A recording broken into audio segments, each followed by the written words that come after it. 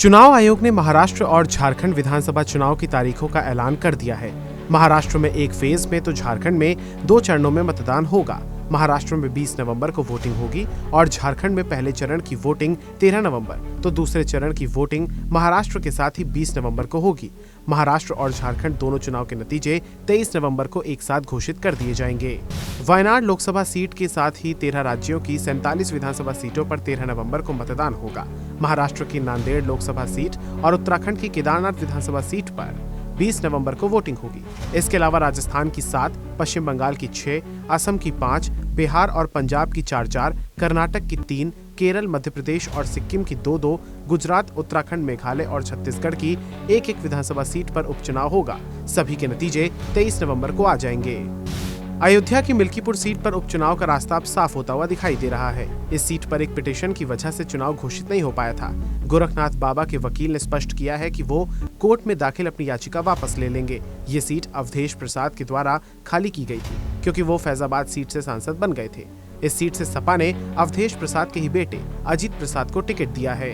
चुनाव आयोग ने यूपी की 10 में से 9 सीटों पर उपचुनाव की तारीखों का ऐलान किया है। इसमें मैनपुरी की करहल, कानपुर की सीसामऊ, अयोध्या की मिल्कीपुर, अंबेडकर नगर की कटहेरी, मुरादाबाद की कुंदरकी, अलीगढ़ की खैर, गाजियाबाद, प्रयागराज की फूलपुर, मझवा, मिर्जापुर और मुजफ्फरनगर की मीरापुर इन पर उपचुनाव होने हैं।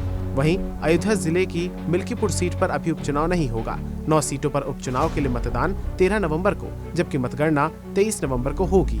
बीते दिनों उत्तर प्रदेश के बहराइच में हुई हिंसा में मारे गए 22 वर्षीय युवक राम गोपाल के परिवार से मंगलवार को मुख्यमंत्री योगी आदित्यनाथ ने लखनऊ में मुलाकात की। पीड़ित परिवार विधायक सुरेश्वर सिंह के साथ लखनऊ पहुंचा था। परिवार ने राम गोपाल के दोषियों पर सख्त से सख्त कार्रवाई की मांग कर रही है। मृतक की पत्नी का कहना है कि खून का बदला खून से लिया जाएगा, तभी उन्हें संतोष मिलेगा।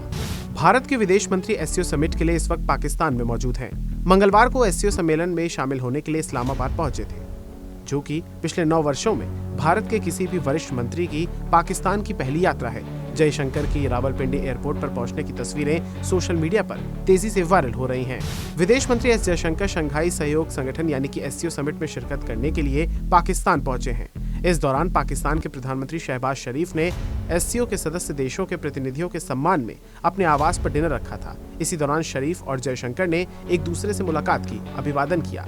दोनों ने गर्मजोशी से हाथ भी मिलाया और संक्षिप्त बातचीत की। आपको बता दें कि पाकिस्तान की राजधानी इस्लामाबाद में 15 और 16 अक्टूबर को ये समिट आयोजित हो रहा है। आज जयशंकर इसमें हिस्सा लेंगे। 12 अक्टूबर को एनसीपी नेता और पूर्व मंत्री बाबा सिद्दीकी की हत्या के बाद से अभिनेता सलमान खान की सुरक्षा बढ़ा दी गई है। घटना के बाद से सलमान खान की सुरक्षा को Y+ में अपग्रेड किया गया है, जिसमें उनके साथ चलने वाली पुलिस एस्कॉर्ट गाड़ी भी शामिल है। सलमान को बीते कई दिनों से लॉरेंस बिश्नोई गैंग से धमकियां मिल रही हैं, जिसके बाद से उनके लिए सिक्योरिटी का इंतजाम किया गया है। उनका घर भी किले में तब्दील हो चुका है। खबर महाराजगंज से है, जहाँ पर भारत और नेपाल के पगडंडी मार्ग पर 24 लाख नेपाली करेंसी के साथ एक अभियुक्त गिरफ्तार किया गया है। शातिर अभियुक्त के मंसूबे पर सुरक्षा एजेंसियों ने पानी फेर दिया है। अभियुक्त ने शरीर में 24 लाख नेपाली करेंसी छिपा रखी थी। सीमा पर तैनात सुरक्षा एजेंसियों ने शक होने पर युवक की तलाशी ली और उसे अपनी गिरफ्त में लिया। पूरा मामला महाराजगंज के सोनौली कोतवाली क्षेत्र के भगवानपुर का है।